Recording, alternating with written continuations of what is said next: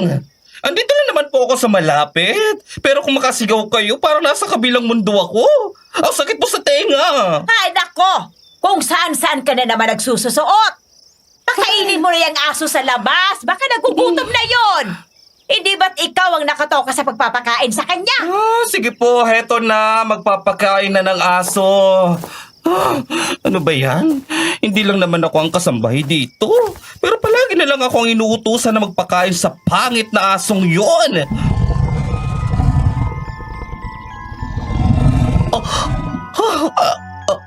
Ano yun?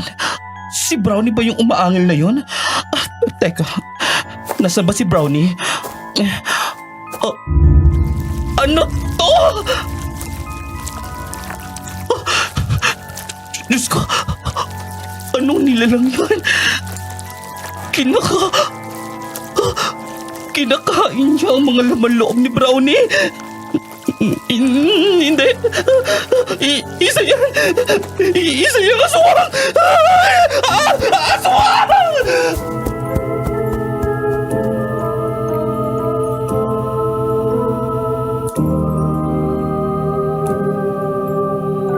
Hindi lang sa teleserye o pelikula nangyayari ang pagpapahiya at pang-aapi ng isang biyenan sa kanyang manugang dahil ayaw niya ito para sa kanyang anak.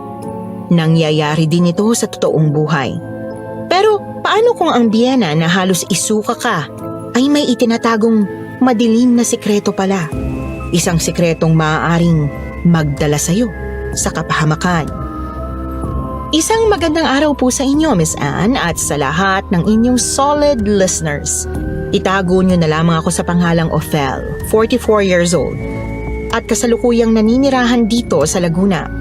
Sumulat po ako sa inyo upang ibahagi ang isang karanasang hindi ko kailanman inakalang mararanasan ko. Isang karanasan na nagsimula ng kami ay tumira sa bahay ng aking asawa. Bilang pag-iingat at respeto sa mga taong sangkot sa aking kwento, minabuti kong baguhin ang kanilang mga pangalan upang maprotektahan ang kanilang pagkakakilanlan. Narito po ang aking kwento.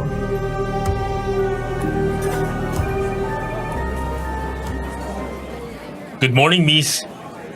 Bakante pa ba dito? Ay, pasensya na po, sir. Hindi ko po kayo agad napansin. Opo, bakante pa po ito. Ano pong order nyo? Wala pa eh. Pero sa tingin ko, may nakita na akong mukhang masarap orderin. Ha? Ano po yun, sir? Ikaw? Naku, sir. Nambobola naman kayo eh. Hindi ako namubola, miss. Totoo ang sinasabi ko. By the way, ako nga pala si James. Ikaw, anong pangalan mo? Ophel po, sir. Anong gusto niyo orderin? Ano bang bestseller nyo rito? Depende po sa trip niyo, sir. Pero madalas pong hinahanap yung adobo namin may twist. Sabi nila, kakaiba raw ang timpla. Gusto niyo subukan? Sige. Bigyan mo ako ng isang order ng adobo. Kung yan ang bestseller nyo, yan ang kakainin ko. At nga pala, huwag mo na akong tawaging sir. James na lang. Sige, James. Ipaghahanda kita ng masarap na adobo.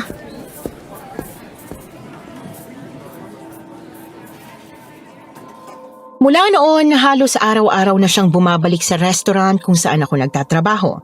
Hindi lang para kumain, kundi para na rin makipagkwentuhan. Unti-unti mas nakilala ko siya, si James. At unti-unti rin nakilala niya ako. Si James ay nagmula sa isang mayamang pamilya at nagtatrabaho bilang manager sa isang malaking pribadong kumpanya. Samantalang ako, isang simpleng cook at serbidora lamang sa isang restaurant sa Cubao. Ngunit kahit magkaiba ang aming estado sa buhay, hindi niya ipinakita o ipinaramdam yon sa akin. Sa halip, pinaramdam niya na mahalaga ako, na may halaga ako, at hindi kailanman naging hadlang ang aking pinagmulan para tingnan niya ako ng may paggalang at pagtingin. Nalaman din niyang may anak ako sa pagkadalaga, si Oliver, 7 taong gulang. Para sa akin, si Oliver ang aking mundo. Siya ang dahilan kung bakit ako nagsusumikap, kung bakit kahit pagod na pagod ako, pinipili ko pa rin bumangon sa araw-araw. Isang gabi habang naglalampaso ako ng sahig, napansin kong si James na lang ang natitirang customer sa loob ng restaurant. Tahimik lang siyang nakaupo, parang may hinihintay. Maya-maya tumayo siya at lumapit sa akin.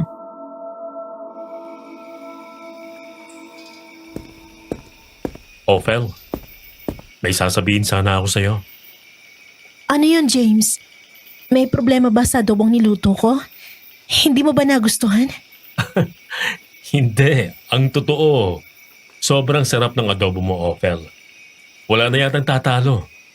Sa totoo lang, yun na sigurong pinakamasarap na adobong natikman ko sa buong buhay ko. Pero, hindi yun ang gusto kong sabihin sa'yo. Ano, James? Ikaw ang gusto kong pag-usapan natin.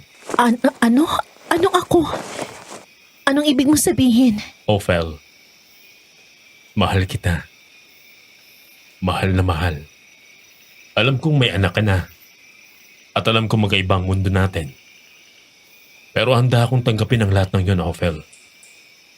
Wala akong ibang gusto kundi ikaw. Ikaw ang gusto kong makasama habang buhay. Gusto kitang pakasalan.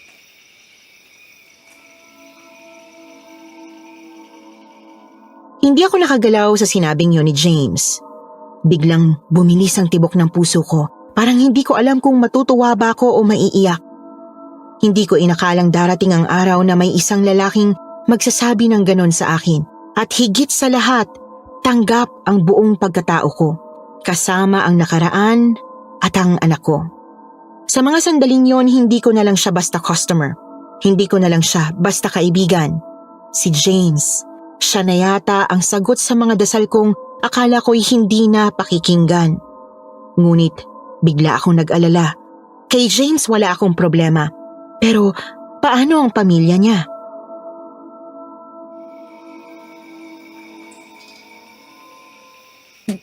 James, pero sigurado ka ba? Paanong pamilya mo? Baka hindi nila ako matanggap. Isa lang akong tagaluto at serbedora. May anak pa ako. Baka hindi ako babaeng gusto nilang mapangasawa mo. Baka ikahiya lang nila ako. Wala akong pakialam sa sasabihin ng iba. Ang mahalaga, tayong dalawa. Ikaw, ako, at ang anak mo.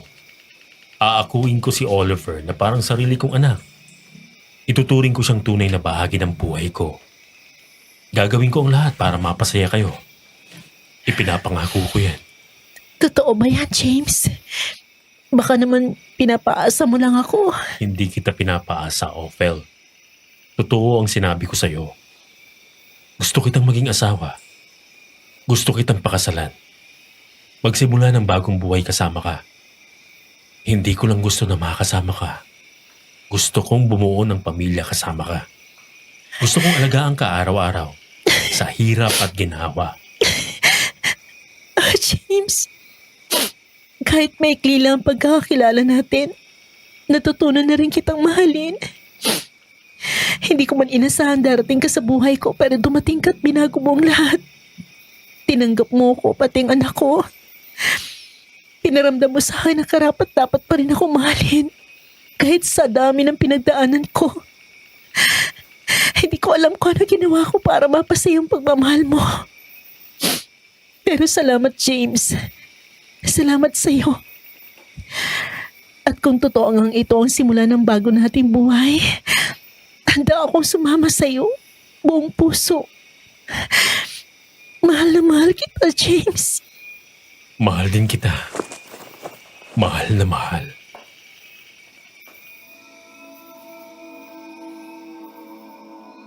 At doon magsisimula ang aming kwento. Ang kwento ng dalawang taong nagmula sa magkaibang mundo, pinagsama ng pag-ibig. Akala ko magiging masaya na ang lahat. Hindi ko pa alam noon ang bagyo na sasalubong sa amin. Lalo na mula sa ina ni James na si Doña Madel del Castillo. Isang mayamang negosyante na kilala sa kanyang tapang, impluwensya at walang kapantay na pagmamataas. Isang babaeng sanay makuha ang lahat ng gusto niya. At ako, isang simpleng babae mula sa isang maliit na restaurant ay hindi kailanman kabilang sa mundong ginagalawan nila. Ilang linggo matapos ang pag-uusap namin ni James, dinala niya kami ng anak kong si Oliver sa kanilang mansyon.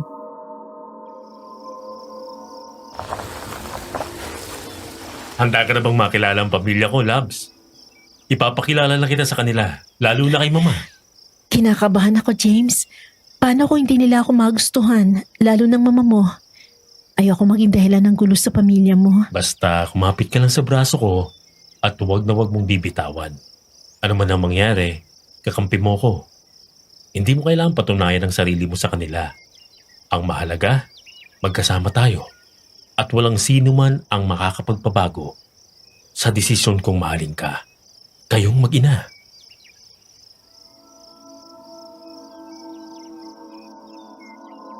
Hinigpitan ko talaga ang kapit sa matipuno niyang braso.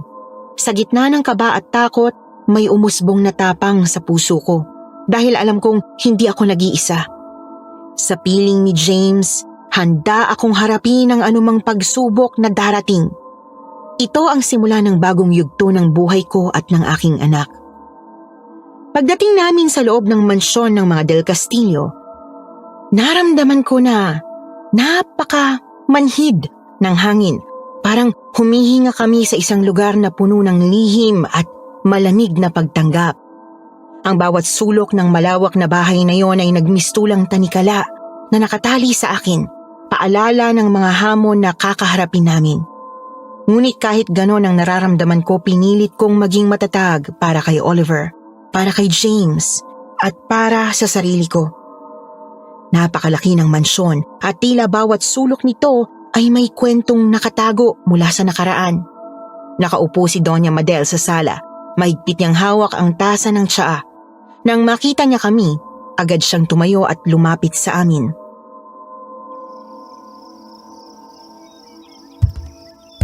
James, akala ko ba may isang importanteng tao kang ipapakilala sa akin? Pero sinong babaeng ito at ang batang kasama niya? Mama, siya po si Ophel, ang mapapangasawa ko. At ito po si Oliver, ang kanyang anak. Ophel, Oliver, si Mama.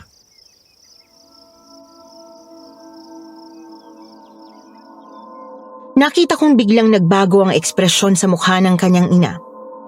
Tumalim ang mga mata nito habang nakatingin sa akin at hindi nag-atubiling umirap na para bang nanghuhusga.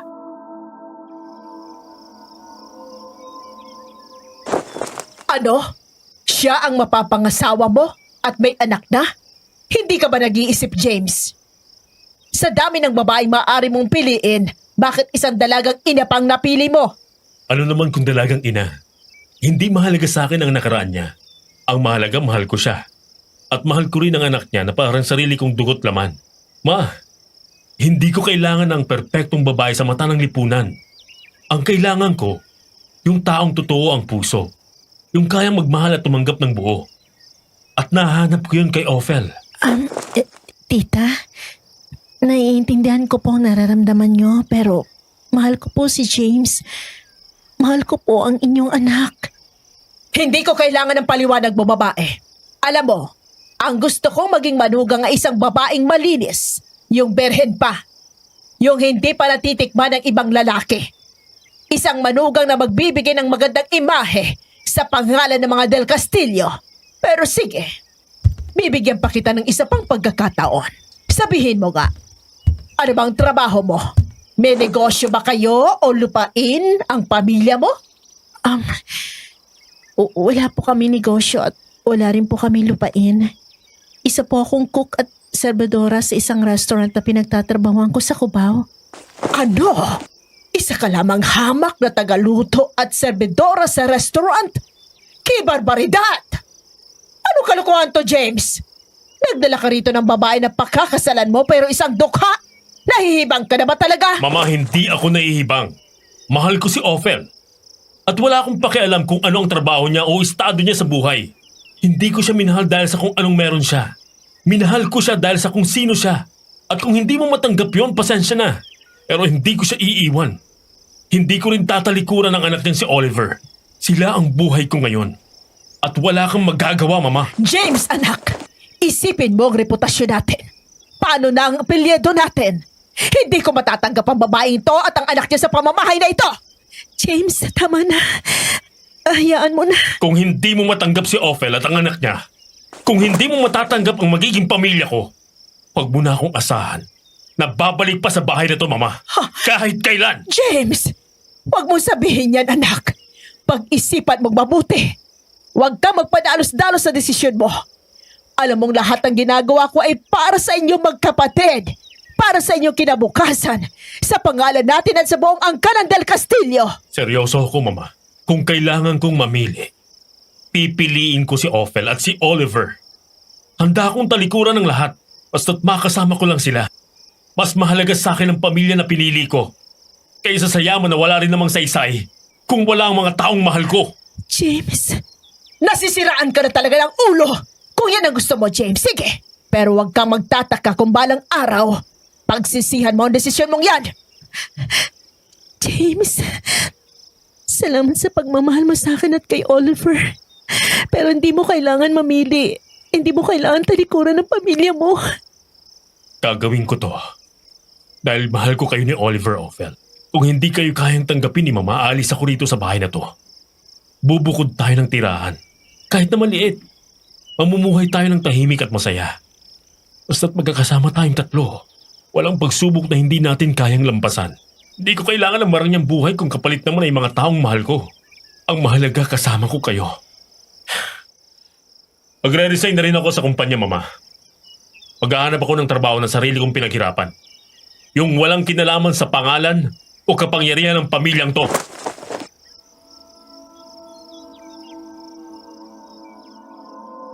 Nang marinig yon, biglang nagbago ang ekspresyon sa mukha ni Doña Madel. Mula sa galit, napalitan ito ng kaba at pag-aalala.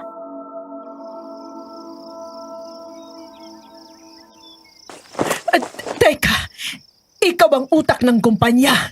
Sa'yo nakasalalay ang kinabukasan ng negosyo natin. Lahat ng pinagpagura ng ama mo, lahat ng ipinundar natin, mawawala ng saysay kung aalis ka. Hindi lang negosyo nakataya rito, James. Pati pangalan ng pamilya natin. Hindi mo pwedeng siraan niya dahil sa isang desisyong dala ng damdamin. O bakit parang natakot kayo na mag-resign ako sa kumpanya? Bakit? Hindi niyo ba kayang pamunuan ng kumpanya? O si Gabi, hindi ba siya yung paborito niyo? Bakit hindi siyang ipalit niyo sa akin kapag umalis ako? Makinig ka, anak. Ikaw ang mas nakakaalam ng mga pasikot-sikot sa kumpanya. Mas alam mo yon kaysa sa kapatid mo. Oo, si Gabi ang bunso pero hindi siya katulad mo. Hindi niya kayang pamunuan ng negosyo katulad ng ginagawa mo. Ikaw ang pinaghandaan namin ng papa mo na maging tagapagmana ng kumpanya.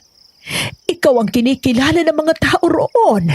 James, kung aalis ka, para mo na rin isinuko ang lahat ng pinaghirapan ng papa mo. Kaya pakiusap, pag-isipan mo ito, James. Sige, Mama. Hindi ako magre-resign sa kumpanya. Pero may kondisyon. Tatanggapin niyo ang pagpapaksal namin ni Ophel? At kapag kami ikinasal na, dito na rin sila titira sa mansyon. Si Ophel at ang anak niyang si Oliver.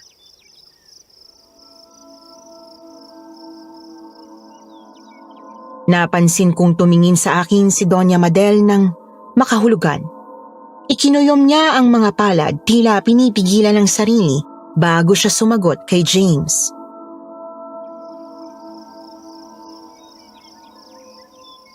Ano pa bang magagawa ko? Pero ito ang tandaan mo, James. Dapat alam ng babaeng yan at ng anak niya ang lugar nila sa bahay na ito.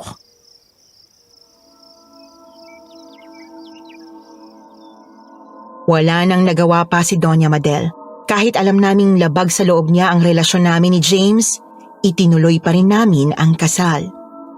Ako mismo ang nakiusap kay James na gawing simple lamang ang seremonya. Ayokong maging enggrande o magkaroon ng maraming bisita ang aming kasal. Ang hiling ko lamang ay imbitahan ang mga taong malalapit sa aming dalawa. Tulad ng inaasahan, hindi dumalo si Doña Madel sa aming kasal. Maging ang bunsong kapatid ni James na si Gabi, kasama ang kanyang asawa ay hindi rin nakarating. Ayon sa kanila, hindi raw nila maiwanan ang negosyo sa Amerika. Pagkatapos ng kasal, inakala kong makakahinga na ako ng maluwag. Akala ko'y tapos na ang lahat ng pagtutol at panghuhusga. Ngunit nagkamali ako. Sapagkat ang kasal na yon, ang araw na pinakamasaya sana sa buhay ko, ay siya pa palang magiging simula ng mas matindi, mas mabigat, at mas nakakakilabot na pagsubok sa aming buhay.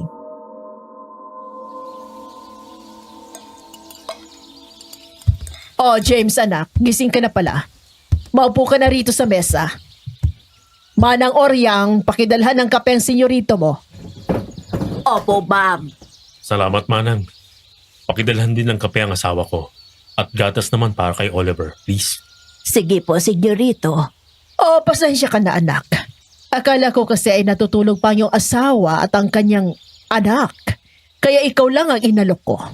Magandang umaga po, Doña Madel. Sana lang ay may maganda sa umaga. Kumusta ang anak mo? Nakatulog ba siya ng maayos dito sa mansyon? Sigurado akong oo. Sino ba namang bata ang hindi makakatulog ng mahimbing sa kwartong may aircon? Maayos naman po ang anak ko. Nakatulog naman siya, Doña Madel. Pero mas sanay po ang anak ko sa simpleng kwartong may electric fan kaysa sa aircon. Sanay po ang anak ko sa payak na buhay. Ayaw niya na masyadong malamig at mas kampante siya sa kung anong nakasanayan niya. Mama, gutom na po ako. Hindi pa po ba tayo kakain? Pambihira din naman ang anak mo, no? Bago pa lang dito, nagrereklamo na agad. Pagsabihan mo nga siyang matutong lumugar sa pamamahay na ito. Ama, bata lang po si Oliver. At natural lang na magutom siya. Sa tingin ko, wala kayong karapatang pagsabihan siya ng ganun. Lalo na't hindi naman siya nagrereklamo. Nagsabi lang siya ng nararamdaman niya. Wala namang masama sa sinabi niya, hindi ba? Oy, nag-react ka kaagad. Wala naman akong ibig sabihin sa sinabi ko. Masyadong mainit ang ulo mo, James. Ang mabuti pa'y kumain na tayo para gumanda naman ang mood mo. Baka sakaling pagkatapos kumain, matutunan yung mag-asawa kung paano makibagay dito.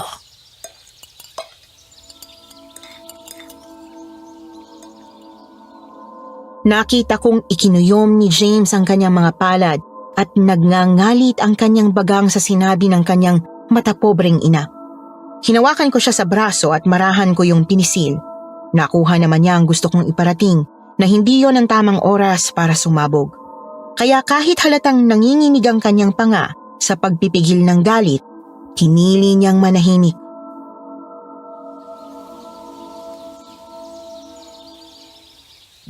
Pasensya na po, Doña Madel. See? Mabuti pa itong asawa mo, James. Hindi mainitin ang ulo. Siya dapat ang tularan mo, iho. Marunong magtimpi. Marunong makibagay.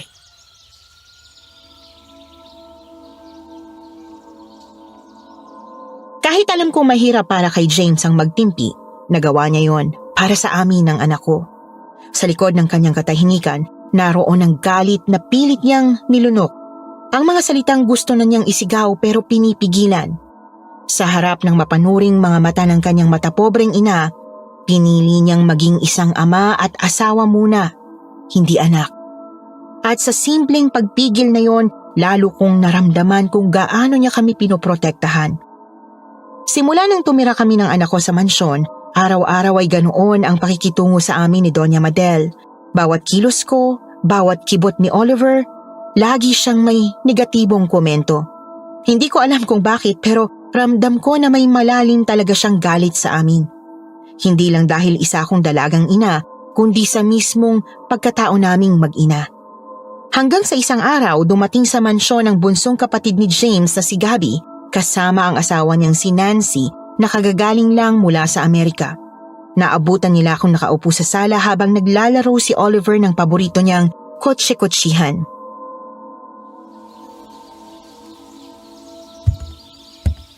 Hello? Ikaw bang asawa ni James? Opo. Ako po si Ophel at ito naman ang anak ko si Oliver. Hi, nice to meet you. Ophel, ako si Gabby, kapatid ni James. At siya naman ang asawa kong si Nancy. Sa wakas at nakilala na rin kita. Masasabi kong napakaswerte ng kuya ko. Maganda na ang napangasawa niya. At may napaka-cute pang anak. Hi, Oliver. Hello po. Hi. Hindi ko akalain na tipo mong magugustuhan ni James. Anong ibig mo sabihin? Alam mong ibig kong sabihin, Opel. Alam na alam mo. Nancy, tama na yan. Hindi ganyan ang tamang pagkikitungo sa asawa ni Kuya James. Ophel, sorry ha. Ako na ang humihingi ng paumanin para sa inasal ng asawa ko. Ano mo sa sinabi ko? Totoo naman na. Tama si Mama. Pumili na nga lang si James ng mapapangasawa sa babae pa na walang class at may anak pa. Shut up! Baon na ka na sa kwarto. Susunod na lang ako. Darling, pero... Susunod ka ba o hindi?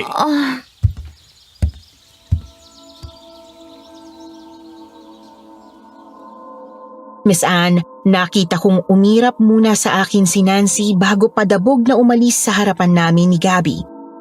Hindi ko inakala na ganoon pala siya kagrabe. Sa totoo lang, maganda siya at talagang may pagmamalaki. Ngunit mukhang isa pala siyang tunay na tagapagmana ng pagiging matapobre ng aking biyanang hilaw. Kumbaga sa isang pelikula, para akong nabuhay kasama ng dalawang bruha sa isang mansyon. Ayon naman kay James, may pinag-aralan daw si Nancy. Nagtapos pa nga raw ito bilang magna cum laude sa isang kilalang universidad dito sa Pilipinas at isa siyang mahusay na businesswoman katulad ng aking biyanang si Doña Madel. Pero nang makilala ko siya ng personal, napagtanto kong hindi tumutugma ang ugali niya sa antas ng kanyang pinag-aralan.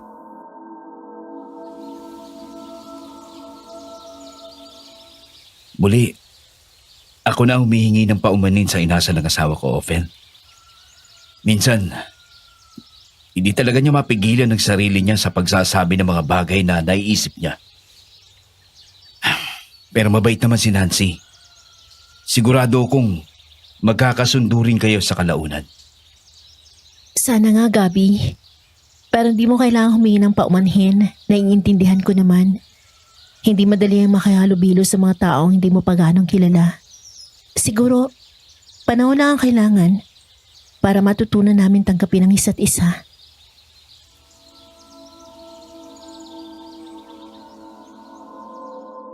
Sa simula, pinalampas ko ang una naming paghaharap ni Nancy. Ngunit, hindi ko inakalang mauulit pa ang mga pagkakataong ipaparamdam niya sa akin na hindi ako tanggap sa bahay na yon. Isang araw,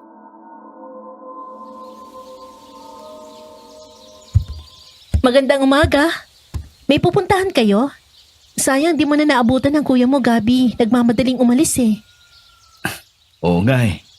Sasabahan ko ang asawa ko sa mall. May kailangan kasi siyang bilhin. Palagi lang kami hindi nagkakaabot ni Kuya James. May mga mahalaga sana akong gustong sabihin sa kanya. Masyado kasi siyang abala sa kumpanya. Hindi ko naman siya masisisi. Kaya nga ayaw kong hawakan ng negosyo eh. Dahil alam kong nakakaubos yun ng lakas.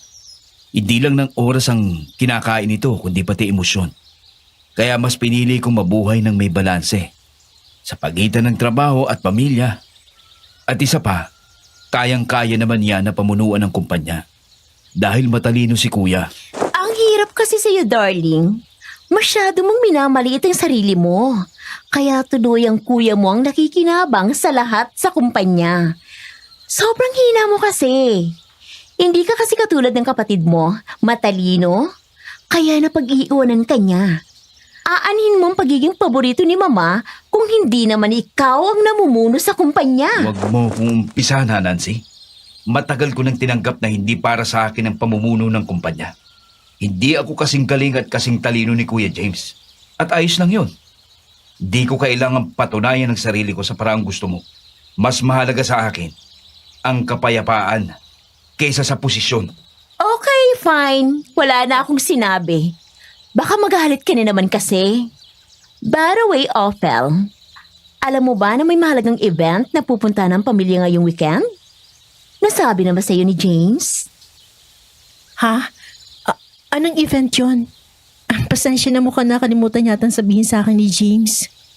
Isa yung pagtitipon na isasagawa para makalikom ng pundo para sa kawang gawa. Taon-taon itong ginagawa at inuorganisa ng aming pamilya bilang tulong sa mga nangangailangan. Gaganapin ito sa event hall ng kumpanya. Malamang nakalimutan lang sabihin sa iyo ni Kuya James dahil sa dami ng inaasikaso niya. Parang nabanggit na nga sa kanya ng kuya mo. Sabi niya hindi raw yun pinapalampas ng pamilya niyo dahil isa na tong tradisyon. Hindi ko lang alam na ngayon linggo na pala to.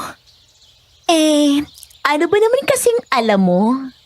Ang alam mo lang yatang gawin ay magluto, magsilbi at alagaan ng anak mo.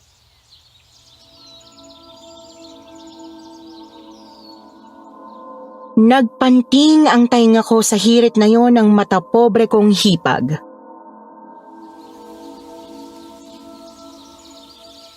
Anong sabi mo?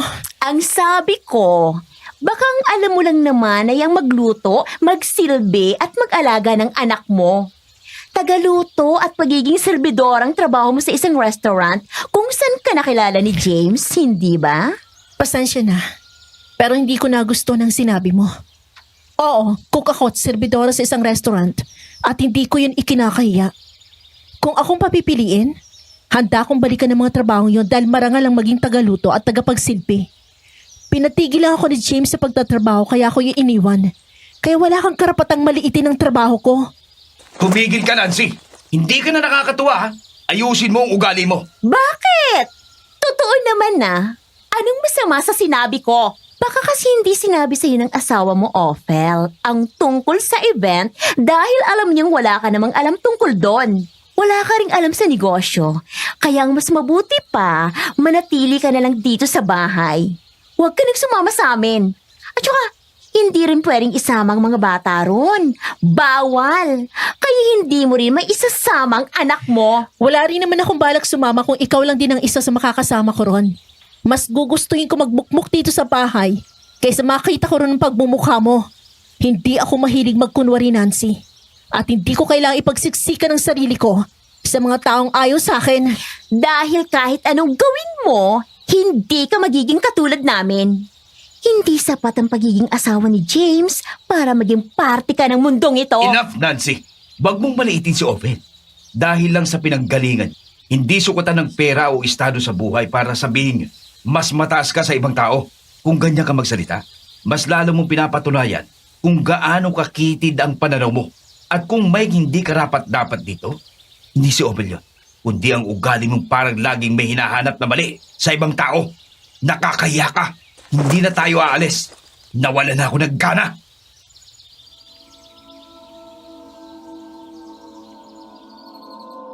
Mariing hinawakan ni Gabby ang braso ng kanyang asawa sa kanya hinila papasok sa kanilang kwarto. Muling humingi ng paumanhin si Gabby sa akin bago sila tuluyang tumalikod. Masakit. Masakit marinig ang mga ganong salita mula sa mata pobre kong hipag na alipores ng biyanan kong hilaw. Pero alam kong hindi ako nag-iisa. Kasama ko si James at si Oliver. At para sa akin yon ang tunay na mahalaga. Kinagabihan habang tahimik akong nakaupo sa may veranda, nilapitan ako ni James.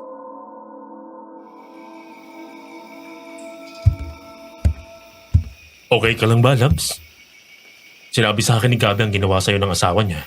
Napakasama talaga ng ugali ng babaeng yon. Kaya nagtataka ako kung anong nagustuhan sa kanya ng kapatid ko. Okay lang ako, Labs. Masasanay din ako sa kanya. Tulad ng pagkakasanay ko sa mama mo. Kahit anong patutsyada pang sabihin o ipakalat nila tungkol sa akin, hindi ako matitinag. Dahil alam ko nandiyan kayo ni Oliver para sa akin. Hindi mo dapat tiisin ang lahat ng yon, Labs. Pwede naman tayong umalis dito. Maghanap ng sarili nating bahay. Hindi mo kailangan makisama kina Mama at kay Nancy. Hindi ka dapat binabasto sa bahay na to dahil bahay ko rin to. Hindi, James. Hindi tayo aalis dito. Patutunayan ko sa kanila na kahit ganito ko, kahit galing ako sa hirap, kaya ko maging mabuting tao. Gusto ko ring ayusin ang relasyon ko kay na Mama at Nancy. Alam kong darating din ang araw na matututunan nila akong tanggapin. Sa ayaw man nila at sa gusto. Sana nga, Labs. Pero hindi ko maintindihan. Bakit gano'n na lang ang galit sa'yo ni na Mama? Parang hindi lang simpleng galit dahil sa estado mo sa buhay. Pakiramdam ko, may mas malalim pang dahilan. Hindi ko rin alam, James, pero may napapansin lang ako sa mama mo. Ano yun? Para kasi may kakaiba sa kanya eh. Lalo na sa tuwing tinitingnan niya si Oliver. Paanong kakaiba? Yung mga tingin niya kay Oliver, parang may pagnanasa. Parang may balak siyang gawin sa anak ko. Ano? Parang malabo namang mangyari yan, Labs. Alam kong matapobre si Mama. Masama ang ugali. Pero hindi naman niya magagawa na manakit ng bata. Hindi niya kayang saktan si Oliver. Kahit paano, may puso pa rin naman si Mama. Hindi ko naman sinisira ng mama mo, James. Ang akin lang, palagi ko siyang nahuhuli nakatingin sa anak ko. At iba yung tingin na yun eh. Nakakakilapot talaga. Sa sobrang inis mo kay Mama, kung ano-ano nang naiisip mo, kalimutan mo na yon. Dahil hindi mangyayari ang iniisip mo. Walang gagawing masama si Mama kay Oliver. Ang mabuti pa, humiga na tayo sa kama para nakapagpahinga ka. Paliligayahin kita ngayong gabi. Tamang-tama. Bagong ligo ka, Labs.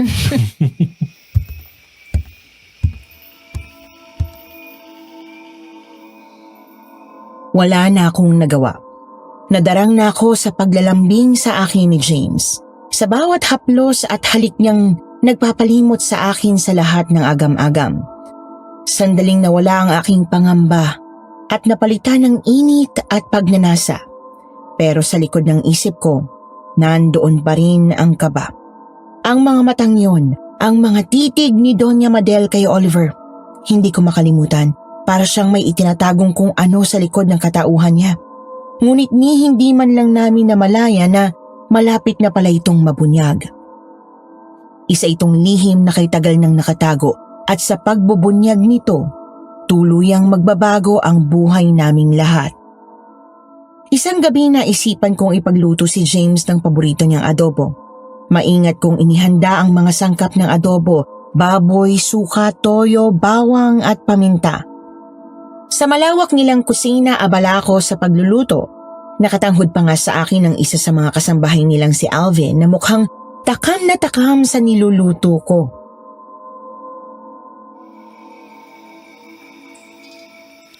Oh, ano sa tingin mo, Alvin? Magugustuhan kaya to ng Senyorito James mo? Amoy palang ulam na, di ba? Ay, opo, senyorita. Ang bango po. Adobo pang paborito ni Sir James, tama po ba? Oo, Alvin. Adobong paborito niya, lalo na adobong baboy.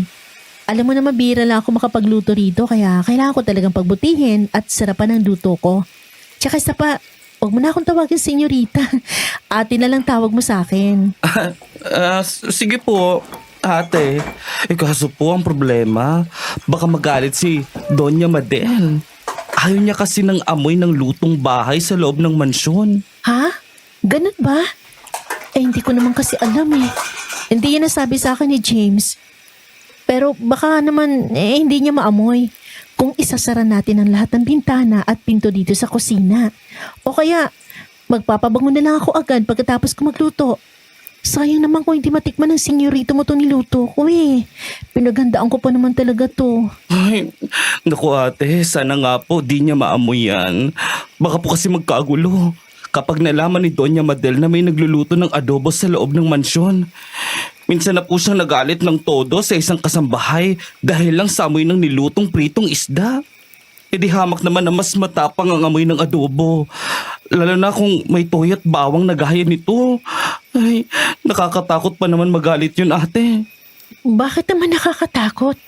Naku, kapag naghalit siya ate, si Doña Madel, nakakakilabot talaga. Pati boses at mga tingin niya. Para kang kakainin ng buhay.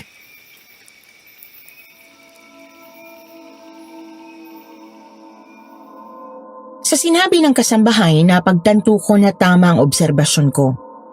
May kakaiba nga sa mga tingin ni Doña Madel. Parang laging may nakatagong banta sa likod ng bawat titig niya. Hindi basta-basta ang galit niya, hindi siya sumisigaw, pero sapat ang isang sulyap para manlamig ang paligid. Noong unang linggo ko pa lang sa mansyon, ramdam ko na ang tensyon tuwing nakakaharap ko siya at habang nalalanghap ko ang amoy ng adobo, hindi ko maiwasang kabahan. Totoo, mabango ang niluluto ko. Baka ito rin ang pagmula ng gulo. Hindi nga ako nagkamali, sadyang matalas ang pang-amoy ng aking biyanang hilaw. Habang nagpapakulo ako ng adobo, kumalat ang amoy sa buong mansyon. Ang bango na sana ay nakakagana, tila naging hudyat ng isang hindi inaasahang kaganapan. Biglang bumukas ang pinto ng kusina. Bumungad sa amin ang nakasimangot na mukha ni Doña Madel na para bang nakalanghap ng napakasamang amoy. Kasunod niya si Manang Oryang, ang pinakamatandang kasambahay sa mansyon.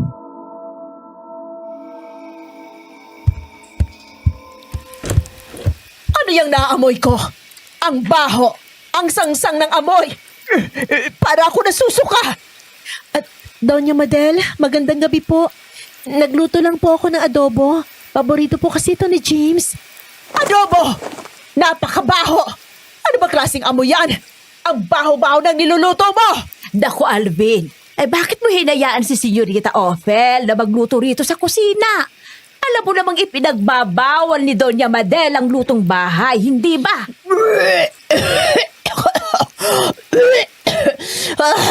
Hindi ko talaga masikmurang amoy na yan! Nakakadiri! Doña Madel, ayos lang po ba kayo? Gusto niyo po ba ng tubig? Lumayo ka sa akin, babae ka! At itigil mo pagluluto ng kamabuyan na yan sa pamamahay ko! Ayoko ng amoy na yan! Kasi baho ng impyerno! Nakakasuka! Mama? Ofen? Anong nangyayari dito? James, ang asawa mo, nagluto ng napakabahong pagkain. Hindi ko masikmurang amoy. Nakakasuka. Nakakapanghina. Bakit? Ano ba yung niluto mo, Labs? Adobo lang to ah. Mama, adobo lang pong niluto ng asawa ko. Paborito niyo rin po ito dati, di ba? Paborito ko? Hindi!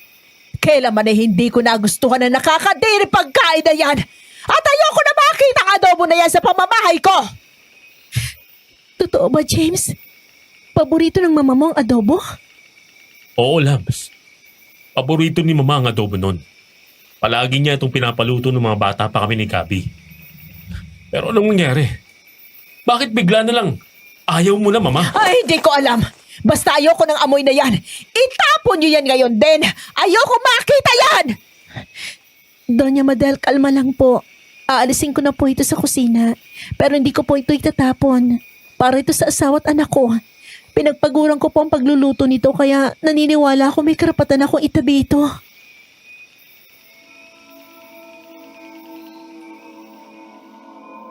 Nang sumunod na araw, masama pa rin ang pakiramdam ni Doña Madel. Nagpasundo pa siya ng manggagamot para ipatingin ang sarili. Pero ang sabi ng doktor, wala naman daw siyang sakit. Ayon dito, nagkaroon lang daw siya ng allergy sa amoy ng adobo. May mga pulang butlig kasi sa braso at binti ng mata pobre kong biyenan. Ano yun? Nakaamoy lang ng adobo, nagkabutlig na agad? Parang kalokohan naman yun. Pero alam ko sa sarili ko, hindi yun simpleng allergy. May kakaiba kay Doña Madel. May nangyayari sa katawan niya na hindi normal. Na parang may mas malalim na dahilan. At nagsimula ito nang maamoy niya ang niluluto kong adobo. Habang nagtitimpla ako ng kape, bigla akong nilapitan ni Manang Oryang.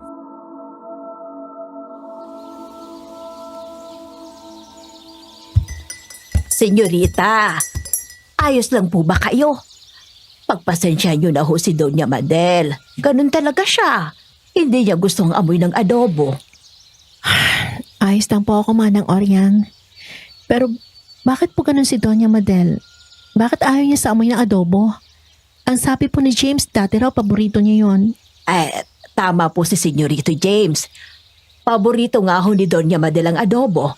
Pero ngayon, isinumpa niya na ito. Lalo na ang amoy. Ano pa ibig niyo sabihin, Manang Oryang?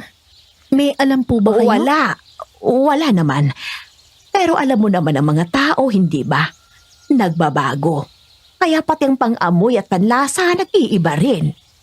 Pero Manang Oryang, parang hindi lang niyo dahil sa pagpapago ng pang-amoy at panlasa eh. Para may kinatatakutan siya sa adobo. Para may iniiwasan. May dako, senyorita. Hindi ko alam ang sinasabi nyo. Basta, huwag nyo na lang po siyang gagalitin. Masama siyang magalit. Alam ko may alam ka, Manang Oryang. Sabihin mo sa akin, ano ba talaga nangyayari kay Doña Madel? Bakit ganun na lang ang reaksyon niya sa adobo? Pasensya na po, senyorita. Marami po kasi akong gagawin. Mauna na po muna ako.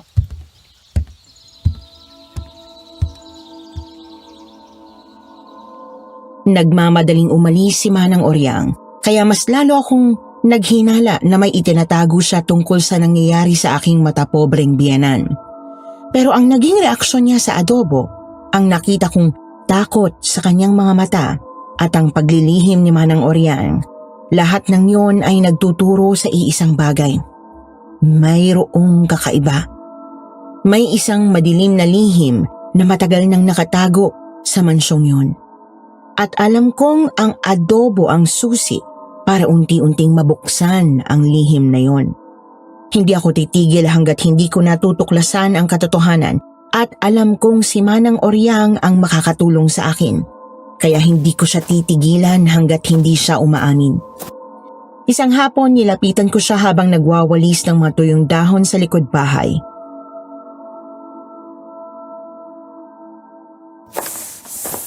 Manang Oryang, may itatanong po sana ako. Ano po yun, senyorita Ophel? Tungkol po ito kay Doña Madel. Pakiusap, Manang. Alam ko may alam kayo. Matagal na po kayo naninilbihan dito sa mansyon kaya sigurado ako na may nalalaman kayo tungkol sa kondisyon ng aking biyanan. Nako, senyorita Ophel. Wala po talaga akong alam. Manang Oryang, pakiusap. Ramdam ko pong may itinatago kayo. Hindi ako naniniwala na simpleng allergy lang nangyari kay Doña Madel. Alam kong may mas malalim na dahilan. Senyorita, huwag na po kayong magtanong. Mas makabubuti kung hindi nyo na lang po alamin. May mga bagay na mas mainam na manatili na lang nalihim. Hindi po ako titigil, Manang Oryang. Hindi ako mapapakali hanggat hindi ko nalalaman ang totoo. Alam ko may itinatago si Doña Madel at kailangan ko yung malaman. Dahil baka yung pa maging dahilan ng kapahamakan ng mga tao dito sa mansyon.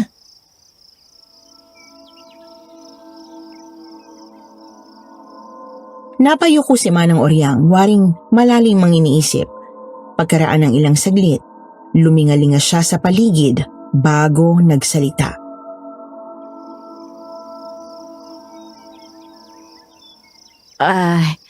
Kung desidido po talaga kayo, senyorita, hindi po ako ang dapat yung kausapin tungkol dyan. Kung ganun, sino po, Manang Oryang? Sino po ang dapat kong kausapin? Si Tata Selo. Siya po ang katiwala ni Doña Madel. At siya rin ang pinakamatagal ng naninilbihan dito sa mansyon.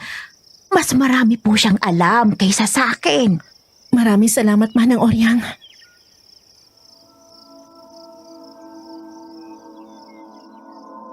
Hindi na ako nag-aksaya ng oras. Agad kong hinanap si Tata Selo at nakita ko siyang pababa ng hagdan.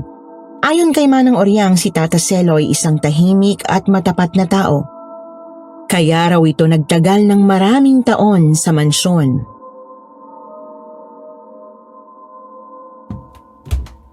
Tata Selo, magandang hapon po. May itatanong sana ako sa inyo. Magandang hapon din po, Senyorita Ophel. Ano pong may paglilingkod ko sa inyo? Tungkol po sana ito kay Doña Madel. Ano po ang gusto ninyong malaman tungkol kay Doña Madel? Nagtataka po kasi ako sa naging reaksyon ni Doña Madel sa niluto kong adobo noong nakaraang araw. Grabe po. Bahong-baho siya. Para bang hindi niya matanggap yung amoy. Pagkatapos po niya maamoy yon, nagkaroon siya ng mga pulang butlig sa braso at binti na parang bulutong. Para po kasi may koneksyon ng adobo sa bigla niyang pagkakasakit. Ang sabi po ni Manang Oryang, kayo raw ang dapat kong kausapin tungkol sa kanya. Naniniwala po ako na may kakaiba sa kalagayan ng aking biyanan. Sa tingin ko, may itinatago siya. May alam po ba kayo kung bakit siya ganon?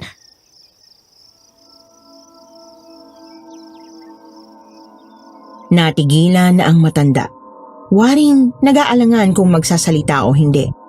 Sa una, Nagduda ako kung magsasalita si Tata Celo. Sigurado ako na kay Doña Madel ang katapatan niya. Ngunit,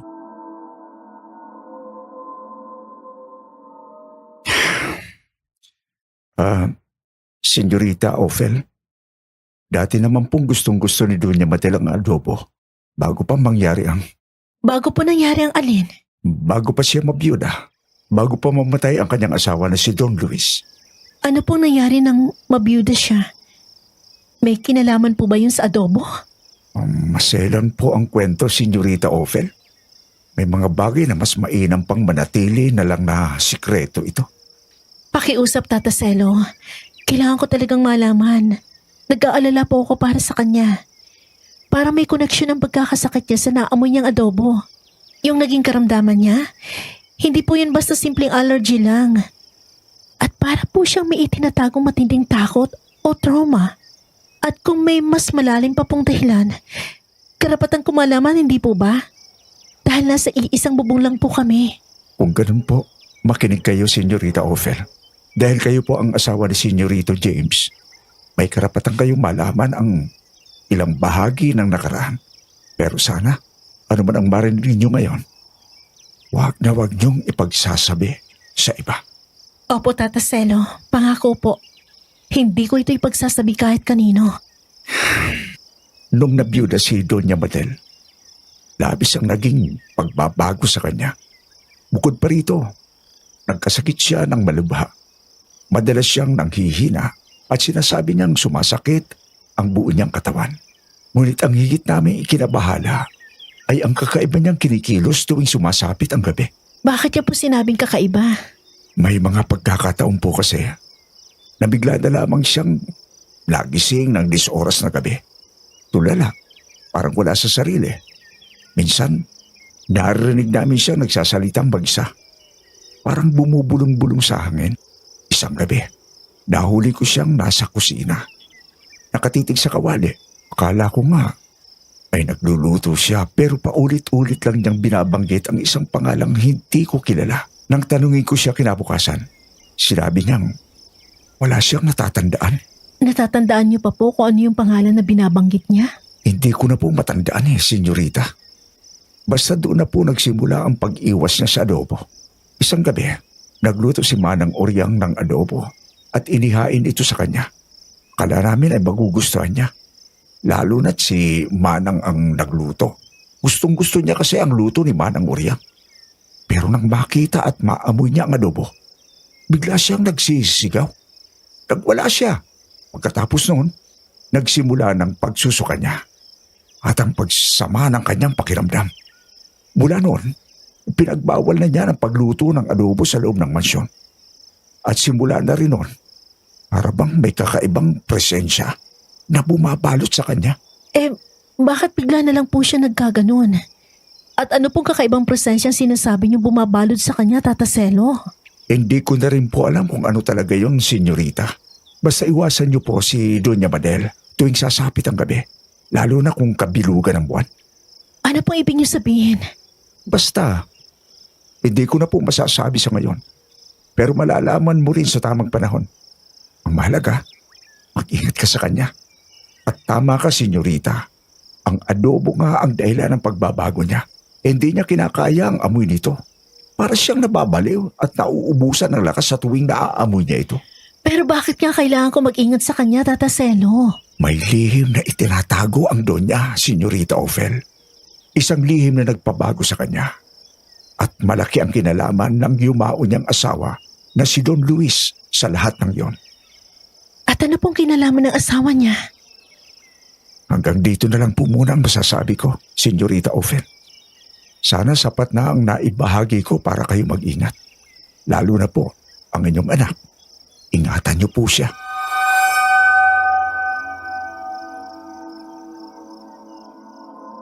Kinabahan ako sa huling sinabi ni Tata Celo. Bakit kailangan ding mag-ingat ang anak kong si Oliver? Hindi ko man siya diretsahang natanong, ramdam ko ang bigat ng babala sa kanyang boses.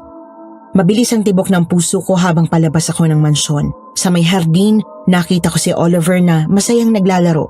Walang kamalay-malay sa seryosong usapang naganap sa loob. Ngunit sa halip na mapawi ang kaba, mas lalo pa akong binalot ng pangamba. May gumapang na takot sa dibdib ko. Takot na hindi ko maipaliwanag pero alam kong may kinalaman yon sa lihim na itinatago ni Doña Madel.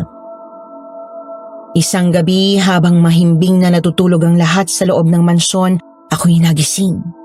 Hindi ako agad nakabalik sa pagtulog dahil sa dami ng iniisip ko. Maya-maya may narinig akong kakaibang kaluskos mula sa labas ng aming kwarto.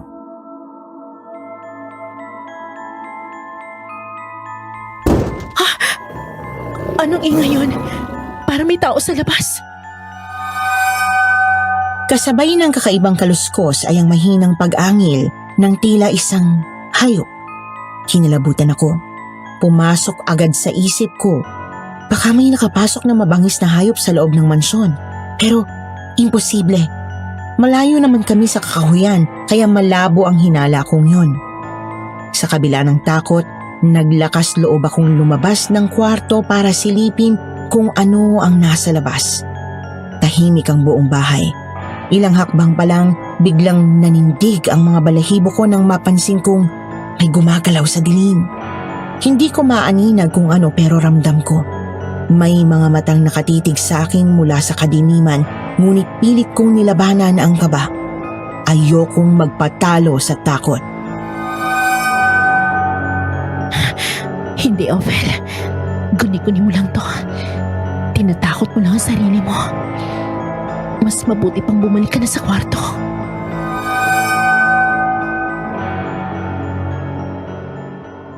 Ang akala ko'y guni-guni ko lang ang narinig ko noong nagdaang gabi.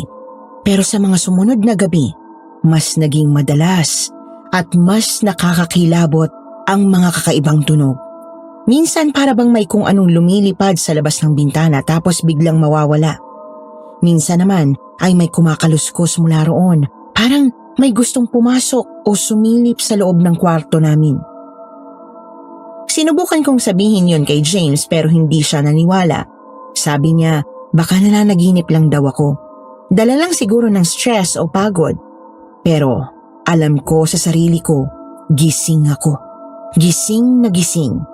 At ang mga naririnig ko, nararamdaman ko, totoo. Doon ko na napagtanto. May ibang hindi nakikitang nilalang sa mansyon. Kinabukasan sa hapagkainan, nadat na namin si Doña Madel na nakasimangot at hindi maipinta ang mukha.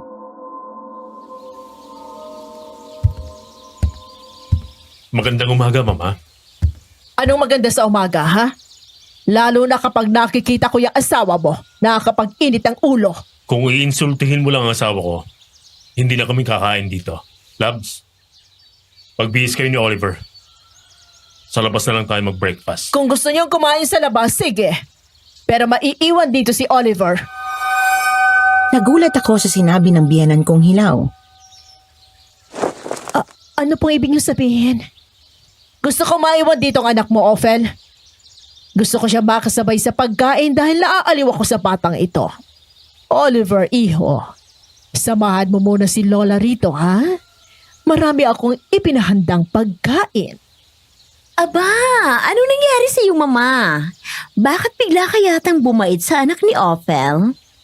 Okay lang po ba kayo, Doña Madel? Baka po may sakit kayo. Nakakapagtaka kasi bigla kayo naging magilo sa anak ko. Bakit? Basta mabang maging magilo sa anak mo? Pasalamat ka nga kahit papano natutuwa ako sa kanya. Ay nako, nakakawala talaga kayo ng gana. Ayoko na nga kumain.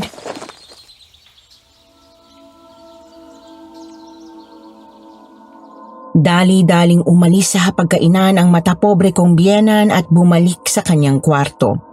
Ngunit bago siya tuluyang tumalikod, napansin kong sinulyapan niya si Oliver. Matagal at matalim ang tingin. Titig na titig siya sa anak ko habang nakangisi. At sa ngising yon, may kung anong kilabot ang gumapang sa aking katawan. Bigla kong naalala ang babala ni Tata Celo na dapat kaming mag-ingat kay Doña Madel, lalo na ang anak ko. Kinahapunan nakita ko si Alvin na nakatingin sa bintana, nakatulala at tila ba malalim ang iniisip.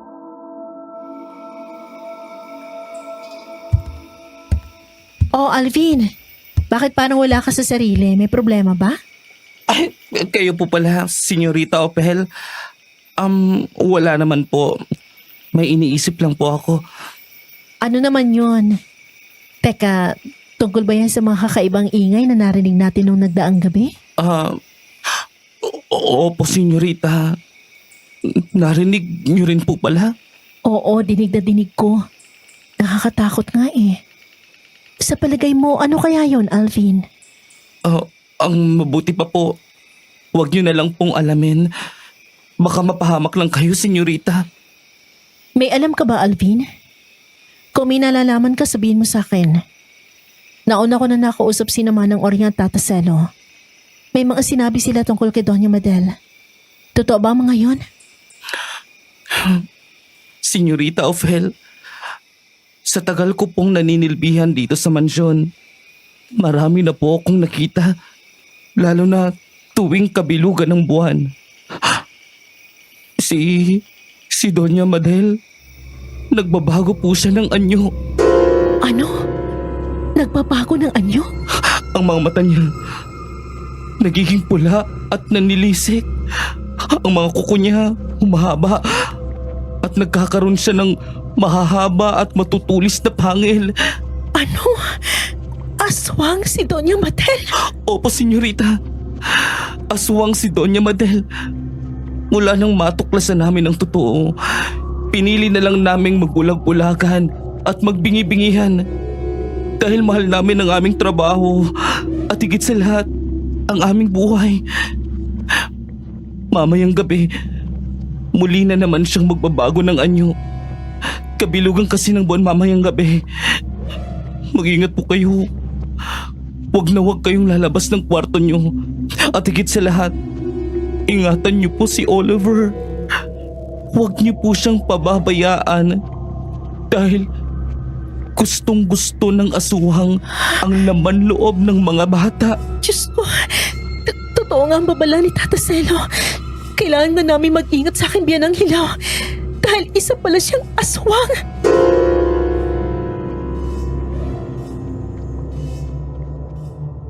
Kinagabihan kitang-kita ko na bilog ang buwan. Ang liwanag nito ay malinaw na sumasalamin sa loob ng aming kwarto. Paulit-ulit na naglalaro sa aking isipan ang mga sinabi ni na Tata Celo at Alvin. Kaya niyakap ko ng mahigpit ang anak kong si Oliver na mahimbing na natutulog sa tabi namin ni James na tulog din. Dahan-dahan akong bumangon mula sa kama at hinalikan sa noo si Oliver at mahinang bumulong.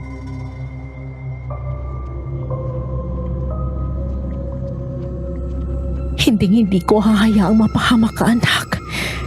Mahal na mahal ka ni Mama. Sa mga oras na yon, ang tanging nasa isip ko ay ang makita mismo ng aking sariling mga mata kung totoo ang sinabi nila tungkol sa biyenan ko. Gusto kong mapatunayan na isa nga siyang aswang. Muli akong lumabas ng kwarto. Maya-maya, nakarinig ako ng mahinang halinghing na tila nagmumula sa kwarto ni Doña Madel. Dahan-dahan akong lumapit sa kanyang pinto at sumilip sa maliit na siwang. Nanlaki ang mga mata ko at napahawak ako sa aking bibig sa sobrang gulat. Diyos na mapakin! Kitang-kita ko ang biyenan kong hilaw. Nakatayo sa harap ng bintana habang unti-unting nagbabago ng anyo. Humaba ang kanyang mga kuko. Lumitaw ang kanyang matutulis na pangil at ang mga mata niya'y nanlilisik. Unti-unti rin siyang tinubuan ng makakapal na balahibo sa buong katawan. Nang hilakbot ako. Tila napako ako sa kinatatayuan ko sa sobrang gulat at dahil napatunayan kong tama ang sinabi ni na Alvin, agad akong bumalik sa kwarto. Baka kasi makita ako ni Doña Madel at ako ang pagbalingan niya. Pagbalik ko, agad kong niyakap ang aking mag-ama at binantayan sila habang natutulog. Hindi ako dinalaw ng antok buong magdamag dahil alam kong anumang oras, maaaring pumasok ang aswang na si Doña Madel sa kwarto namin. Kinaumagahan, hindi namin inakala na ang sasalubong sa amin ay isang nakaririmarin na tanawin. Nagulantang ang buong mansyon at halos mabaliw si Gabby nang matagpuan sa likod bahay ang wala ng buhay na katawan ng kanyang asawang si Nancy.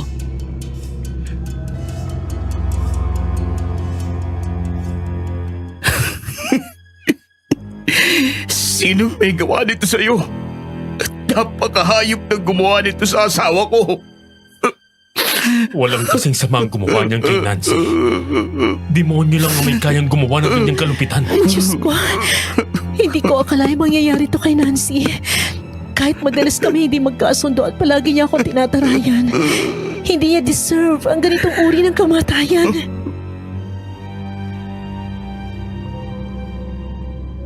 Nakakaawa ang sinapit ng bangkay ni Nancy.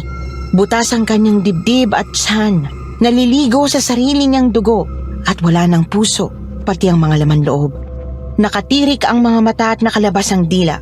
Hudyat ng matinding hirap bago siya binawian ng buhay. Sa malagim na pangyayaring yon sa mansyon, alam na alam ko kung sino ang may kagagawan.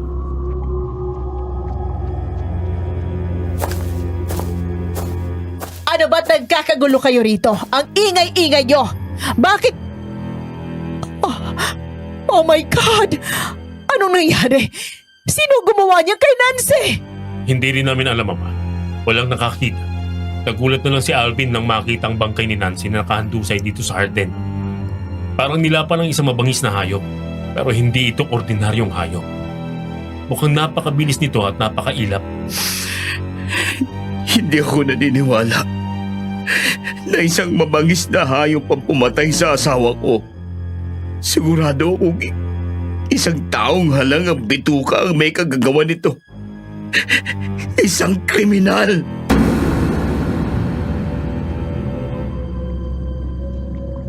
Sa isip ko, nasa harap niyo na ang salarin, pero ni kaunti wala kayong kamalay-malay.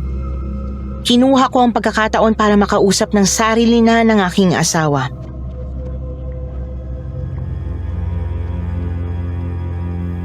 James, may gusto akong sabihin sa'yo. Kailangan natin mag-uusap. Tapos, hindi ito ang tamang oras. Kailangan ako ng kapatid ko. James, nakikiusap ako. Mahalaga ito. Tungkol ito kay Nancy at kay Mama. Halika muna sa kwarto. Doon ko ipaliliwanag ang lahat. Niyaya ko si James sa kwarto namin. Hindi na ako maaaring manahimik pa. Yun na ang tamang oras para ilabas ang katotohanan.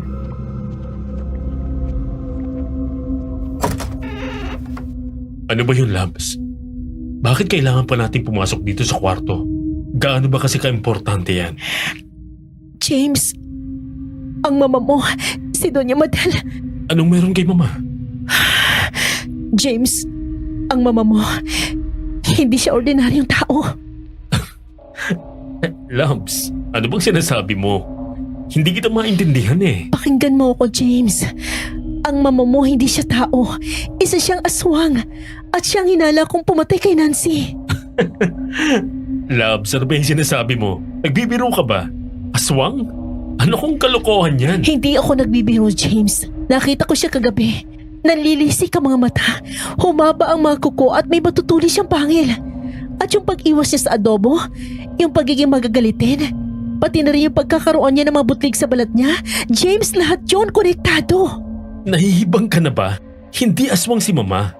Oo, masama ang ugali niya. Mata pobre, masakit magsalita. Kung ano-ano pa. Pero hindi siya aswang. Pero nakita ko mismo, James, sa sarili ko mga mata. Aswang siya. Aswang ang mama mo. Maniwala ka sa akin.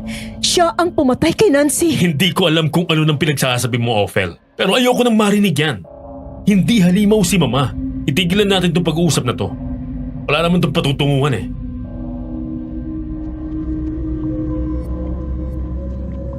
Hindi ako pinaniwalaan ni James. At natural lang naman, sino ba naman ang agad maniniwala sa ganong kwento? Kaya kailangan ko ng mas matibay na ebidensya. Kailangan ko ng tulong. At naisip ko sina Manang Oriang at Tata Celo.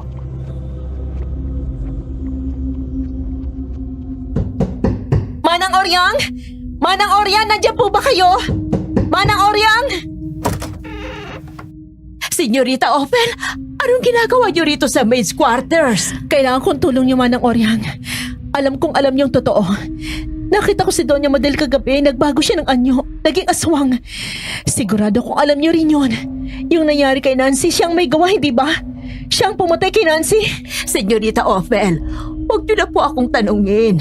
Ayoko pong madamay dyan. Pakiusap, Manang Oryang. Ayaw maniwala ni James na ang mama niyang aswang. Kung hahayaan natin ito, baka may mabiktima pa siyang iba dito sa mansyon o maging sa labas. Kakayanin niyo ba yun sa konsensya niyo? Sige po, senyorita. Pero delikado po itong gagawin natin. Hindi po ito madali. Nakahanda po ako. Mas delikado tayong lahat kapag hindi nalantad ang katotohanan. Kailangan din natin si Tata Selo. Makakatulong siya sa atin sa pagpaplano.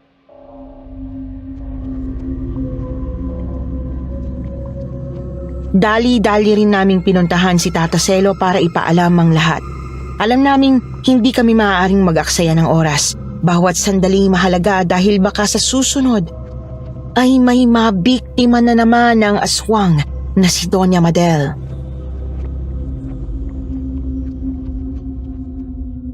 Senyorita Ophel, Manang Oryang, anong nangyayari? Tata Selo, alam ko na pong totoo. Nakita ko ng lihim ni Doña Madel. Kailangan po natin magplano para mailantad siya. Kapag hindi natin to ginawa, baka may sunod pa siyang mabiktima. Akala ko ay hindi na ito mabubunyak. Pero ngayon na may napatay na siya rito sa mansyon, kailangan na natin kumilos. Natatakot din ako dahil baka ang isunod na niyang biktimahin ay ang anak mo. Kaya nga po eh. Noong isang araw, sobrang bait siya sa anak ko. Pero iba talaga ang mga tingin niya. Parang takam na takam siya.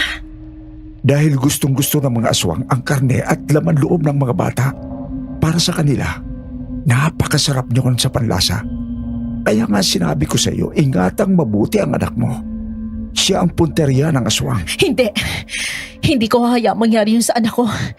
Kaya kailangan ni mabunyag ng itinatago ni Doña Madel bago pa siya muli makapanakit. Kahit buhay ko pang kapalit, hindi ko hahayaang may madamay pang iba.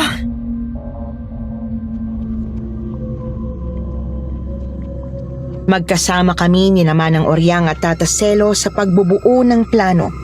Kailangang mapatunayan namin kina James at sa iba pa na si Doña Madel ay isang aswang.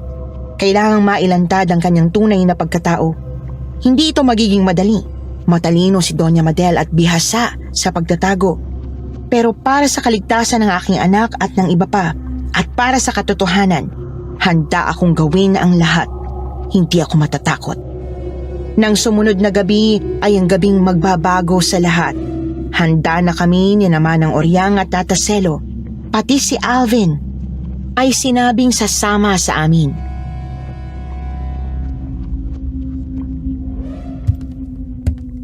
Senyorita, kasama niyo po ako sa inyong laban.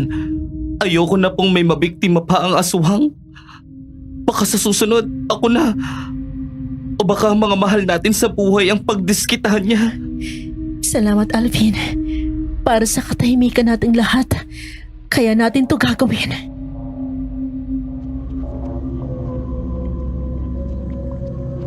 Nasa hapagkainan ng buong pamilya. Kalmado ang pagkakaupo ni Doña Madel habang sina James at Gabby ay kapansin-pansin ang pagiging balisa. Ipinakremate na ito agad ni Gabby upang hindi na pag-usapan pa ang masalimuot na pangyayari sa pagkamatay ng kanyang asawa.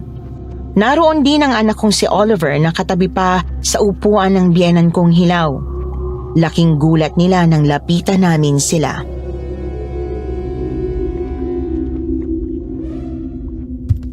Mabuti narito kayong lahat.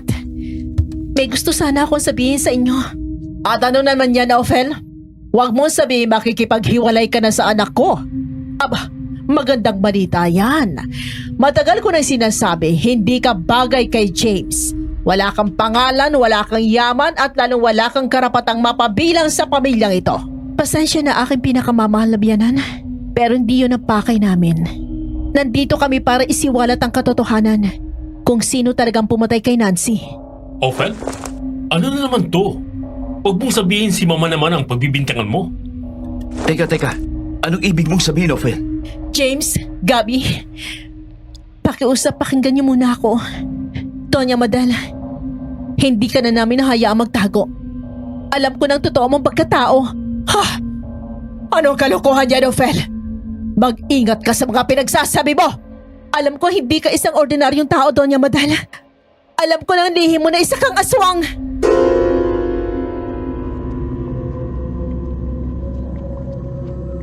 Nagulantang ang lahat. Nanlaki ang mga mata ni James at Gabby sa gulat. Si Doña Madel naman, mula sa pagkabigla, ay agad na napalitan ng matinding galit ang kanyang anyo. Anong kasinungalingan na naman yung pinagsasabi mong babae ka? Kung gagawa ka na rin lang ng kwentong kutsero pa, at isinama mo pa sa kalokohan mo mga muchacho at muchacha. Ophel, anong kabaliwan yan? Sumusobra ka na sa pambibintang mo kay Mama. Ano? Aswang? Mama, anong ibig sabihin nito? Totoo bang sinasabi ni Ophel? Baliw lang ang maniniwala sa kanya. Huwag kayong maniniwala sa ampas lupang yan, mga anak. Umamin ka na, Doña Madel. Walang masama kung aaminin mo ng totoo. Naniniwala ako hindi mo ginusto maging aswang. Nalunod ka lang sa matinding lungkot sa pagkawala ng iyong asawang si Don Luis. At ang matinding pagkagalit mo pag-ayaw sa adobo, alam ko may dahilan. At may kinalaman ng lahat ng yun sa pagiging aswang mo. Wow, walang hiya ka talagang babae ka! Paano mo nalaman yan? Dahil sa mga taong matagal nang naglilingkod sa inyo. Sinama ng Oryang at Tata Selo. Doña Madel, patawarin niyo po kami.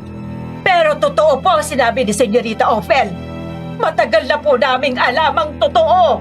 Hindi lang po kami nagsasalita dahil sa laki ng utang na loob namin sa inyong pamilya. Tapat po kami sa inyo. At yun po ang pinanghahawakan namin. Pero nag-aalala na po kami sa kalagayan nyo. Lalo na ngayon na may nabiktima na po kayo. Ang pagkamatay po ni Senyorita Nancy, wala po kami ibang maisip na pwedeng gumawa noon kundi kayo po, Doña Madel. Kaya umamin na po kayo. Mga traidor! Hindi ko akalain ibubunyag ninyo sa babae niya ng sekreto ko! Mga walang utang na loob! Mama, ano ba tong sinasabi nila? Totoo bang ibinibintang nila sa'yo? Wala nang nagawa si Doña Madel kundi umamin. Hindi na niya kayang itanggi pa. Mula sa sarili niyang bibig, lumabas ang katotohanan. James, Gabi, mga anak. Oo, totoo ang sinasabi nila. Isa akong aswang at ako ang pumatay kay Nancy. Ano? Totoo na isa kang aswang, Ma? Diyos ko, hindi ko pinaniwalaan ang asawa ko. Yung pala totoo nga. Bakit mo itinago ito sa amin, Mama? Wala kaming kaalam-alam na may kasama kaming aswang sa bahay. At ikaw pa mismo ang ina namin. At bakit? Bakit mo pinatay ang asawa ko, Mama? Bakit, Mama? Hindi ko ginusto ang maging aswang, mga anak. Isang araw, habang nangangaso kami ng papa niyo sa gubat, may isang malaking itim na asong umatake sa amin. Kinagat ako sa braso. Babarilin sana ng papa niyo pero napakabilis ng asong yun kaya nakatakas. Nagpabakuna agad ako. Akala ko baka may rabies ang kumagat sa akin. Akala ko simpleng kagat lang yun. Pero simula noon, may kakaiba na ako naramdaman sa katawan ko. Nagkaroon ako ng matinding uhaw. Hindi sa tubig, kundi sa dugo at pagkagutom. Hindi sa karaniwang pagkain, kundi sa karne at mga labang loob. Hanggang isa-isang gabi, nagbago ako ng anyo. Naging aswang ako. Isang nakakatakot na halimaw na hayok sa dugo at labang loob. Yung kakaibang reaksyon mo sa adobo, yung bigla ka nagkakasakit o nangihina, may connection yun, hindi ba? Oo, may connection yun.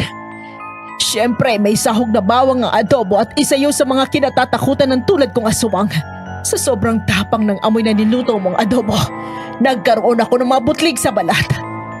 Ako yung uri ng aswang na kahit amoy pa lang ng bawang, ay malala na agad ang reaksyon sa katawan ko. Isa pa, kaya ayoko sa adobo. Dahil pinapaalala lang nito sa akin ang nakaraan. Noong panahong paborito ko pa ito. Noong isa pa ako ordinaryong tao. Pero ngayon wala na. At kahit kailan, hindi na maibabalik ang dati. Hindi na ako magiging tao. Isa na akong halimaw. Ako ang dahilan kung bakit namatay ang papa niyo. Anong ibig mong sabihin, Mama? May kinalaman ka sa pagkamatay ni Papa? Anong ginawa mo kay Papa? Mama, Ang papa niyo. ano? Ang papa niyo. Siya ang una ko naging biktima. Isang gabi nakita niya ako nagbagong anyo. Hindi ko napigilan ang sarili ko't napatay ko siya. Kinagat ko siya sa liig. Yun ang naging dahilan ng kanyang kamatayan. Kapag nagpapanit ako ng anyo, nawawala ako sa sarili. Lahat ng makita ko nagiging pagkain. Hindi ko siya nakilala, kaya nilapa ko siya. Kinain ko ang puso niya, pati ang mga lamang loob. At nabubalik ako sa pagiging tao. Saka ko lang napagtanto ang nagawa ko. Huli na ang lahat. Halos mabaliw ako sa sakit ng pagkawala ng papa niyo. Pero hindi pwedeng malaman ng mga tao ang totoo. Masakit man sa loob ko. Pinalabas ko dinukot siya ng mga masasamang loob at brutal na pinatay. Sinabi ko rin sa sarili ko na hindi na ulit kakain ng tao. Kaya karne at namang loob na lang ng hayop ang kinakain ko. Pero simula noon, hindi na ako pinatahimik ng konsensya ko. Gusto ko na rin mamatay. Gusto ko na sumunod sa papa niyo. Diyos ko, anong ginawa mo, Mama? Pati si Papa ay dinamay mo. Isa kang mamamatay tao. Isa kang halimaw. Patawarin niyo ako sa pagkawala ng papa niyo, mga anak. At patawarin mo ako, Gabi. Dahil napatay ko ang asawa mo. Hindi ko sinasadya. Hindi ko na paglabanan ng pagkahayok ko sa lamahan, kaya nagawa kong kumain ng tao. Ang asawa mo may kasalanan. Siyang lumapit sa kanyang kamatayan. Gabing-gabi na, nasa labas pa kasi siya. Kaya nang makita ko, nilapa ko siya. Wala ako sa sarili ko. Nalaman ko na lang na siya ang nabiktima ko, na magpalit ako ng anyo bilang tao. Hindi ko sinadya na patayin siya. At sino ang plano mong isunod na biktimahin, ha? Ang anak ko? Si Oliver ang gusto mong lapain? Akala mo siguro hindi ko napapansin ang mga kakaiba mong pagtitig sa kanya? Yung pagiging magiliw mo, hindi yung totoo. Ginagawa mo lang yon para mapalapit sa anak ko, para makain mo siya. Oo, tama ka, Ophel. Ang anak mo si Oliver ang gusto ko biktimahin. Kahit anong pigil ang gawin ko, naaamoy ko ang kasariwaan niya. Sariwang dugo, sariwang mga laman loob. Mukhang napakasarap, pero maniwala ka man o hindi, hindi ko magawa. Dahil kahit matapobre ako, kahit masama ang ugali ko, kahit isa akong halimaw, hindi ko kayang manakit ng batang walang kalaban-laban. Kaya sa oras na ito, nagpasya na ako. Kailangan ko nang lumayo sa inyo. Hindi na kayo ligtas habang kasama niyo ako. Kaya ako na lang ang aalis. Laking gulat naming lahat nang biglang magbago ng anyo ang aking biyanan. Naging isa siyang dambuhalang itim na ibon.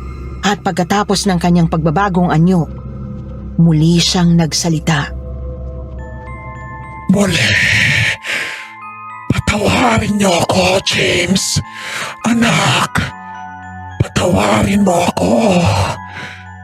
Gabi, anak, patawarin mo ako sa pagkawala ng iyong asawa. Tataselo, Manang Oryang. Maraming salamat sa pananahimik niyo. Kahit matagal niyong alam ang totoo.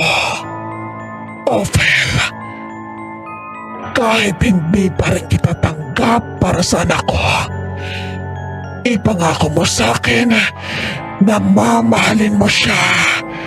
Huwag mo siyang iiwan at palagi mong iingatan ang iyong anak.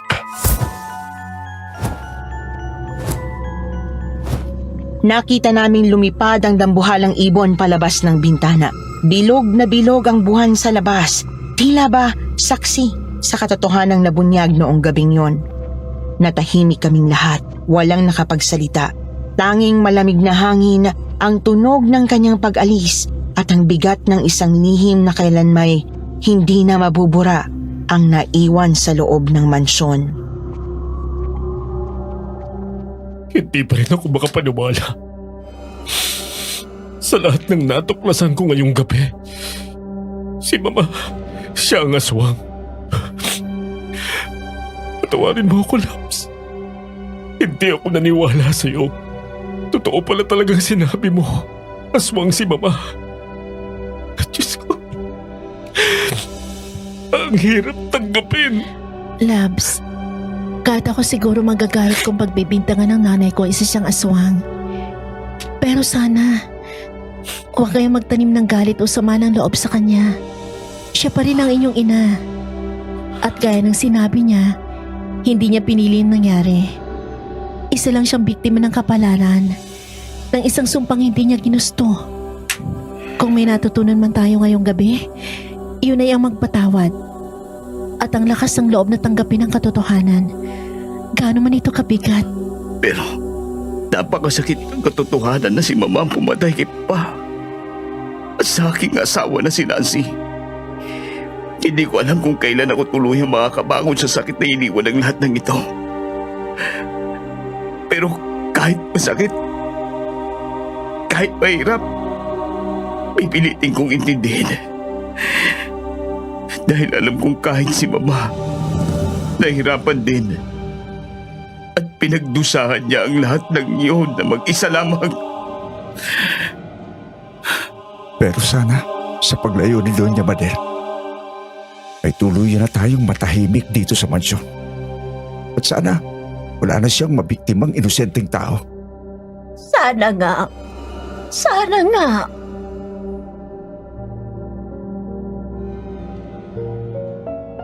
Ilang buwan na ang lumipas mula noong gabing nagpasya si Doña Madel na lumayo.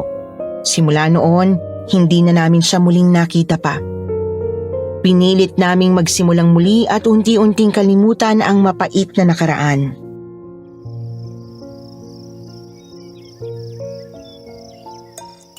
Labs, ang bango ng niluto mo. Ngayong wala na si Mama, wala nang magagalit sa amoy ng masarap mong adobo. Hindi lang mabango. Napakasarap pa talaga ng adobo mo, Ate Ophel. Kaya pala, nabihag mo ang puso ni Kuya James eh. Mama, ang adobo mo talagang the best adobo sa buong mundo. Sus, binobola niyo pa akong tatlo eh. Kumain lang kayo ng kumain dyan. Baka lumamig pa yung adobo.